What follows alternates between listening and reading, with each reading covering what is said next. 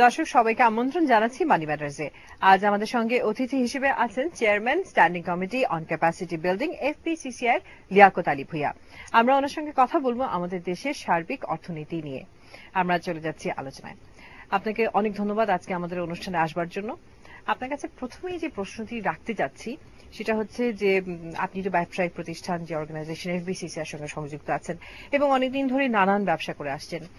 এই যে খুব রিসেন্টলি জেপি মর্গান ওরা যে বলছে যে বাংলাদেশ আগামীতে 5টা যে উদীয়মান অর্থনৈতিক দেশ যে আছে যারা খুব শক্তিশালী অর্থনীতি নিয়ে আসবে তার মধ্যে বাংলাদেশ একটি। তো আপনার কাছে এটাকে কিরকম মনে হয় এবং আপনি কতটা আশাবাদী এটা নিয়ে? ধন্যবাদ আপনাকে এবং এটিএন এর দর্শকদেরকে। দেখুন, আমরা কিন্তু বেশ গত কিছুদিন ধরে কিন্তু আমরা বলছি, বিসিসিআই থেকেও বলা হচ্ছে যে আপনি দেখেন যে একটা জিনিস খেয়াল করে দেখবেন যে আমাদের সবচেয়ে বড় সমস্যা যেটা বিদ্যুৎ কিন্তু গত 2 বছর ধরে কিন্তু একেবারে আমরা মনে করি যে একটা ভালো পজিশনে আছে এবং বিদ্যুৎ হচ্ছে আমাদের যে কোনো ব্যবসায়ীদের বলা যেতে পারে সবচেয়ে বড় মেরুদণ্ড বলেন, যেটাই বলেন, বিদ্যুৎ ছাড়া কিন্তু কোনো কিছুই সম্ভব না। তা এখন এই বিদ্যুৎ কিন্তু আপনি দেখবেন যে এই বিদ্যুৎ নিয়ে আমরা কিন্তু অনেক বিসিসিআই থেকে কিন্তু অনেক রকম সংগ্রাম করেছি। বিভিন্ন সময় আমরা মন্ত্রণালয়ে গিয়েছি বিদ্যুৎ না পাওয়ার জন্য, সেটা 5-6 বছর আগের কথা বা 7 বছর আগের কথা, আরো আগের কথা। সেখান থেকে কিন্তু বিদ্যুৎ এখন যে অবস্থা, এই অবস্থা কিন্তু আমি মনে করি যে কোনো উন্নতি দেশে অন্য দেশের চেয়ে এখন কিন্তু আমাদের দেশের বিদ্যুৎ অবস্থা অনেক ভালো এবং এইটা যদি আরো চলমান থাকে, আমি জানি যে আমাদের সরকার কিন্তু এই ব্যাপারে সাংঘাতিকভাবে, বিশেষ করে মাননীয় বিদ্যুৎ প্রতিমন্ত্রী কিন্তু সমস্যা দূর করার জন্য সবসময় চেষ্টা করছে এবং এই জিনিসটা যদি অব্যাহত থাকে তাহলে মনে করবেন যে এই সেক্টর ব্যবসায়ীদের এই সেক্টরটা আর উন্নতি লাগবে। তার সাথে সাথে দেখেন গত কিছুদিনের মধ্যে বেশ কিছু ঢাকা সহ বিভিন্ন জায়গায় যোগাযোগ ব্যবস্থা কিন্তু অনেক ভালো হয়েছে। এটাও কিন্তু একটা এই ব্যবসার উন্নতির একটা ভালো লক্ষণ। তার সাথে সাথে আমাদের যে রাজনৈতিক যেটা সেই জিনিসটা কিন্তু এখন একেবারে বলা যায় যে খুব একটা ভালো জায়গা আছে। সব মিলিয়ে কিন্তু এখন এখানে ব্যবসা করার একটা ভালো স্থান হয়েছে। সেই জন্যই আপনার 5টা দেশের মধ্যে একটা দেশ হওয়ার সম্ভাবনা জেগেছে। বিভিন্ন সেক্টর থেকে বলা হয় যে এই যে যেমন ধরেন ইনফ্রাস্ট্রাকচারের কথা বলা হচ্ছে, যেমন ইনফ্রাস্ট্রাকচারের মধ্যে তো নানান দিক আসে, গ্যাস আসছে, বিদ্যুৎ আসছে, রোড কমিউনিকেশন আসছে, সমস্ত কিছু মিলিয়েই দেখা যাচ্ছে যে প্রতিটা সেক্টর থেকেই বলছে যে যদি ইনফ্রাস্ট্রাকচার ভালো হয় তাহলে বাইরের ইনভেস্টমেন্টও যেরকম আসবে, লোকালে যারা ব্যবসা করছেন তারাও ইনভেস্ট করতে আরো আগ্রহী হবেন। তো এইটার সাথে আপনি কিরকম এক? দেখুন, এটার সাথে আমি মনে করি যে টোটাল এটার সাথে কিন্তু আইন শৃঙ্খলা জড়িত, আমাদের দেশের শ্রমিক যে অসন্তোষ গুলো হয় সেগুলো জড়িত। ব্যবসা ক্ষেত্রে কিন্তু আমার মনে হয় কি অর্থনীতিকে চলমান অর্থনীতিকে উন্নতি করতে হলে সব জিনিসগুলোই কিন্তু জড়িত এবং এই জিনিসগুলো কিন্তু এখন একটা ভালো জায়গায় থাকার দরুনই কিন্তু এখন এই ধরনের আপনি রিপোর্ট পাচ্ছেন এবং আগামীতে আরো ভালো রিপোর্ট পাবেন বলে আমরা আশা রাখি এবং আমরা ব্যবসায়ীরা কিন্তু আশাবাদী। এবং বিশেষ করে বর্তমান সরকার আপনি দেখবেন বাজেটও এফবিসিসি এর প্রেসিডেন্ট বা এফবিসিসি বলেছে যে এবারকার বাজেট বা গত বাজেট এগুলো ছিল সবসময় বাজেট কিন্তু ব্যবসা বান্ধব বাজেট। আরেকটা জিনিস খেয়াল করে দেখবেন, মাননীয় প্রধানমন্ত্রী কিন্তু তার শপথ সঙ্গীর মধ্যে 50 থেকে 60 জন ব্যবসায়ী নিয়ে যায়। এটার কারণ কিন্তু একটাই কারণ যে ব্যবসায়ীরাও যে বিদেশের বিভিন্ন আমাদের আদান প্রদান বলেন, জ্ঞান অর্জন বলেন, সবকিছু কিন্তু ওখান থেকে নিয়ে আসতে পারে এবং সেই ক্ষেত্রে আমরা মনে করি যে বর্তমান সরকার একটি ব্যবসায়ী বান্ধব সরকার। এই যে আপনি যে বললেন যে প্রধানমন্ত্রী যখনই বিদেশে যান তখনই একটি বড় একটি ডেলিগেশন থাকে বিজনেসম্যানদের, তো আপনি কি মনে করেন যে এই যে যতবারই আমাদের প্রধানমন্ত্রী যাচ্ছেন সেই দেশের সঙ্গে একটি ব্যবসাপূর্ণ একটা সেরকম ফ্রেন্ডলি একটা রিলেশনশিপ তৈরি হচ্ছে? অবশ্যই হচ্ছে। আপনি দেখেন এটা একটা উদ্দেশ্য আছে। অনেকে মনে করেন যে এটা বিরাট, কিন্তু এই ব্যবসায়ীরা যাওয়ার ফলে কিন্তু আপনি তাদের ওই দেশের ব্যবসায়ীদের সাথে কিন্তু একটা বিরাট যোগাযোগ হচ্ছে। এটা কিন্তু আমলা বা অন্যরা যে কিন্তু এই যোগাযোগটা স্থাপন করতে পারবে না, কিন্তু ব্যবসায়ীরা মনে করে যে এটা যোগাযোগ করা সম্ভব এবং ব্যবসায়ীদের সাথে ওই দেশের ব্যবসায়ীদের সাথে যোগাযোগ হয়। ধরে নেন আপনি মনে করেন cable sector, real estate sector, অনেক সেক্টর আছে এখানে যেরকম আপনি বলছিলেন কিছুক্ষণ আগে যে আপনি মাত্র লস অ্যাঞ্জেলেস থেকে আসলেন সেখানে রিহ্যাবের ফেয়ার করে, তো সেখানেও তো অনেক কনস্ট্রাকশন কোম্পানি আছে, তো আপনারা সেখান থেকেও কি কোনো ধরনের সাজেশন নিয়ে থাকেন? সেখানকার কনস্ট্রাকশন কোম্পানিগুলোর সঙ্গে আপনাদের কি কখনো মিটিং হয় বা এরকম কোনো কিছু শেখেন? আমরা সাধারণত মেলায় গেলে আমরা এই ধরনের মিটিং করতে পারি না, মেলায় আমরা টাইট শিডিউল থাকে আমাদের, মেলা নিয়ে আলাপ করি। আমি যেটা বলতে চাচ্ছি যে মাননীয় প্রধানমন্ত্রীর সাথে যে সমস্ত ব্যবসায়ীরা যায় সেখানে কিন্তু তারা তাদের সেক্টরে ধরে নেন পেইন্টের সেক্টর আছে, আপনার রিয়েল এস্টেট সেক্টর আছে, বস্ত্র খাতের সেক্টর আছে, গার্মেন্টস সেক্টর আছে, তারা কিন্তু তখন এটাকে ইম্পর্টেন্স দেয় যে এই ব্যক্তিটা মাননীয় প্রধানমন্ত্রীর সাথে এসেছে এবং এর সাথে যদি আমি একটা ব্যবসা আদান প্রদান বা আমার জ্ঞান অর্জন করি বা আমার তখন কিন্তু জিনিসটা খুব ইম্পর্টেন্সই বেড়ে যায়। এবং এই ক্ষেত্রে কিন্তু আমি মনে করি যে আমি এই জিনিসটা বলতে চেষ্টা করলাম যে বর্তমান সরকার যে ব্যবসায়ী বান্ধব আমরা বলি কি কি কারণ, সেই কারণগুলো আমি একটা একটা করে বললাম যে এটাও একটা কারণ। এই যে ব্যবসায়ীরা ইউজুয়ালি যেটা দেখা যায় যে অনেক ক্ষেত্রে বিভিন্ন সেক্টরে, আপনি যেরকম একটি চেয়ারম্যান, তো ধরেন যে বিভিন্ন সেক্টরে এখন তো কিছুটা মন্দা চলছিল, সেখান থেকে আস্তে আস্তে করে আমাদের অর্থনীতি আগাচ্ছে, তো একটা কমিটির চেয়ারম্যান হিসেবে আপনাদের কি ফল ব্যাক অপশন থাকে? যে ধরেন যে যেরকম রিহ্যাবের কথাই যদি ধরি, যে অনেকদিন ধরে একটা মন্দাভাব যাচ্ছে, তো আপনাদের এরকম অপশন থাকে যে হ্যাঁ এখন এই স্ট্র্যাটেজিতে কাজ হচ্ছে না, সেরকম ভাবে বিজনেস হচ্ছে না, তাহলে আমরা অপশন বি তে যাই বা অপশন সি তে যাই, এ ধরনের আপনাদের স্ট্র্যাটেজিক প্ল্যান থাকে কিনা? না, এখন আমি আগে আমার এটা ক্লিয়ার করি, আমি যে স্ট্যান্ডিং কমিটি ক্যাপাসিটি এটা কিন্তু আমার এফবিসিসি এর যে সমস্ত অ্যাসোসিয়েশন গুলো আছে এগুলার দেখভাল করে থাকি। কোনো অ্যাসোসিয়েশনে কোনো সুবিধা হলে এটা আমরা এই কমিটি থেকে দেখে রাখি। আর আপনি যে প্রশ্নটা করলেন যে আমাদের এখান থেকে অন্য অপশনে যাওয়া যায় কিনা বা অন্য ব্যবসায়, অনেকে যায়, কিন্তু সাধারণত যে একটা লোক ব্যবসা করে, যে ব্যবসা 10 থেকে 15 বছর 20 বছর যে অভিজ্ঞতা নেয়, মনে করেন একটা গার্মেন্টস ব্যবসায়ী, সেই যে অভিজ্ঞতাটা হলো সে চট করে কিন্তু অন্য ব্যবসায় যেতে পারে না। আসলে আমি ঠিক এই কথা অন্য ডাইভার্সিফাইং এর কথা বলছিলাম না। ধরেন আমি যেটা জানতে চাইছিলাম যে ধরেন আপনি যে ব্যবসার সঙ্গে জড়িত আছেন, আপনি যখন দেখছেন যে কোনো একটা কারণে আপনার সেই বিজনেস সেক্টরটি, যেমন ধরেন আমি যদি রিয়েল এস্টেটই ধরে নেই, আপনি জানছেন যে আপনার সেভাবে ফ্ল্যাট বিক্রি হচ্ছে না, তাহলে সেই ক্ষেত্রে যাতে আপনার সেই সেক্টরটি অর্থনীতির মন্দাভাবের মধ্যেও যাতে ভালো করতে পারে, সেই ক্ষেত্রে আপনি কি ধরনের স্টেপ নিয়ে থাকেন? এরকম কোন স্ট্র্যাটেজি আপনাদের বিভিন্ন স্ট্র্যাটেজি থাকে কি?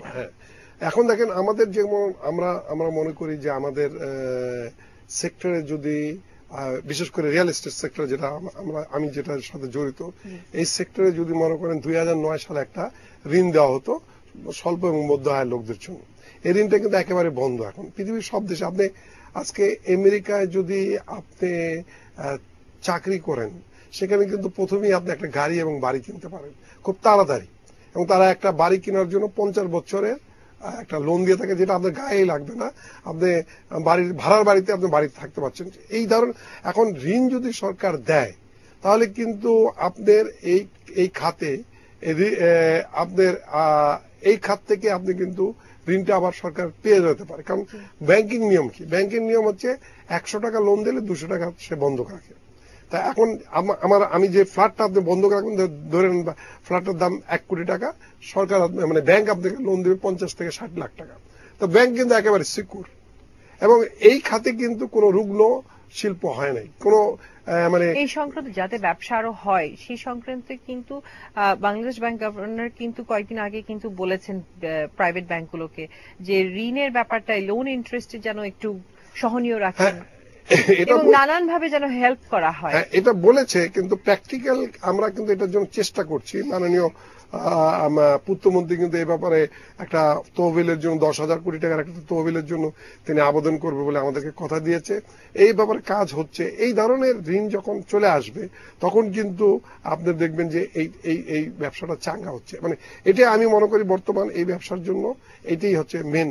কারণ এখন আপনি বিদ্যুৎ আমরা ঠিক মতন পাচ্ছি, গ্যাস আমরা ঠিক মতন পাচ্ছি, কিন্তু একটা মানুষ ফ্ল্যাট ক্রয় কিন্তু আপনি নিজের টাকাতে ক্রয় কিনতে পারেন না, বিশেষ করে স্বল্প এবং মধ্য আয়ের লোকরা। জনাব লিয়াকত, এই নিয়ে আমরা আরো আলোচনা করবো, একটা ছোট বিরতি নিয়ে আসি। প্রিয় দর্শক, আমাদের সঙ্গে থাকবেন, ফিরছি একটু পরে।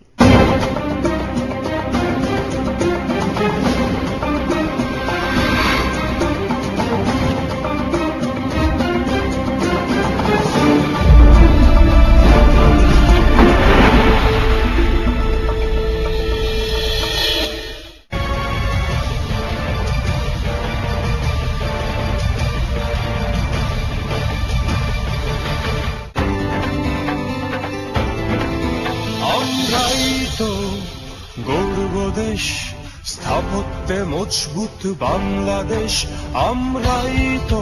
আমরাই বাজারের সেরা সিমেন্ট। বুয়েট টেস্টে সেরা পিএসআই আমাদেরই, যেখানে ওপিসি ৬৯৫০ পিএসআই এবং পিসিসি ৬৮৫০ পিএসআই। তাই দেশবন্ধু সিমেন্টই বাজারের সেরা সিমেন্ট। দেশবন্ধু, দেশবন্ধু।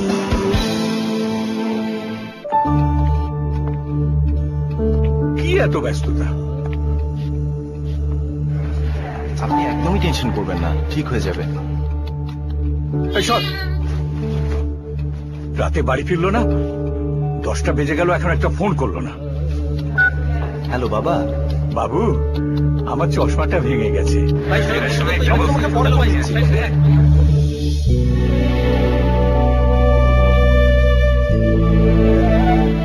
ফোনটা না কেটে দিল। এভাবে দুঃখ দেয়া ইচ্ছাকৃত নয়। গ্রামীণ ফোনের 5 কোটি নেটওয়ার্কে আপনার কথা থাকবে নিরবিচ্ছিন্ন। তবে কোনো অনিচ্ছাকৃত কারণে কল ড্রপ হলে সাথে সাথেই পাচ্ছেন আপনার কল ফেরত। চলো বহুদূর, গ্রামীণ ফোন। আমরাই তো গৌরব দেশ, স্থাপত্যে মজবুত বাংলাদেশ, আমরাই বাজারের সেরা সিমেন্ট। বুয়েট টেস্টে সেরা পিএসআই আমাদেরই, যেখানে ওপিসি ৬৯৫০ পিএসআই এবং পিসিসি ৬৮৫০ পিএসআই। তাই দেশবন্ধু সিমেন্টই বাজারের সেরা সিমেন্ট। দেশবন্ধু, দেশবন্ধু। আমরা একজন, এক এক রকম, শুধু আমরা সবাই এক। বন্ধু যখন আমরা একজন, এক এক রকম। আমরা যেমনই হই না কেন, সব বন্ধুকেই চাই। তাই সবার সাথে দিন রাত কথা হবে 1 পয়সা প্রতি সেকেন্ডে। এয়ারটেল। এনার্জি প্যাক সিএফএল 80% বিদ্যুৎ সাশ্রয়ী। ট্রাইফসফরাস ব্যবহৃত হওয়ায় মানবদেহ ও পরিবেশের ক্ষতি করে না। একটানা 10,000 ঘন্টা জ্বলার নিশ্চয়তা। এনার্জি প্যাক সিএফএল, বাংলাদেশের প্রথম সিএফএল বাল্ব প্রস্তুতকারী প্রতিষ্ঠান। Energy pack CFL. আপনি আজকে দেখিয়ে দাও কুইজের বিজয়ী।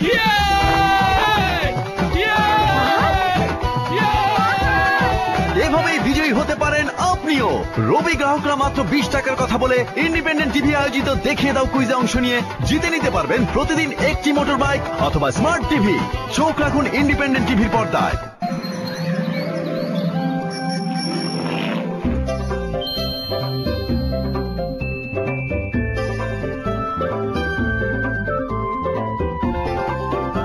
পরিবারের ব্যস্ত সদস্য ফ্রিজটি হওয়া চাই মজবুত ও দীর্ঘস্থায়ী। তাই মার্সেল ফ্রিজ তৈরি হয় উন্নত compressor, 100 copper condenser, high thin metal body, rust free modern door এবং ন্যানো হেলথ কেয়ার টেকনোলজি ব্যবহার করে। মার্সেল রেফ্রিজারেটর।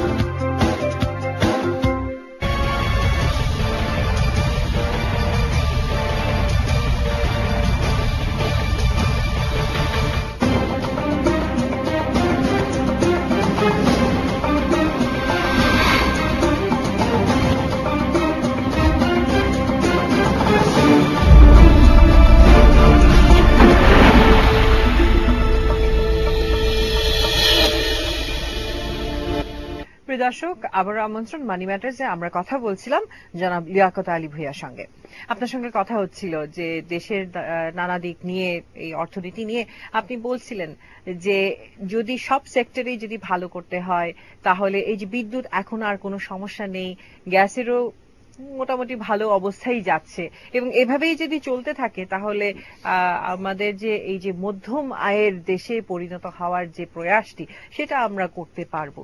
এই ব্যাপারটিতে আপনি আর মানে আপনার কি মনে হয়? যে না, দেখুন, আমাদের যে পরিকল্পনা এখন চলছে এগুলা যদি ঠিকঠাক মতন চলে, বিশেষ করে আপনার যদি আগামী দিনগুলা যদি এভাবে থাকে আর কি, তাহলে মনে হয় যে আমরা খুব আশাবাদী যে আগামীতে আমাদের যে ব্যবসা বাণিজ্য, আমি এই প্রোগ্রামের আগেও বলেছি, এখনো বলি, বর্তমান সরকার ব্যবসায় বান্ধব যে সরকার, সেই সরকার কিন্তু আরো আমাদের সাথে আরো ঘনিষ্ঠতা হবে। এই জন্য কারণ আমরাও সরকারের কথা রাখছি এবং এটা কিন্তু আরো উন্নতির দিকে যাবে।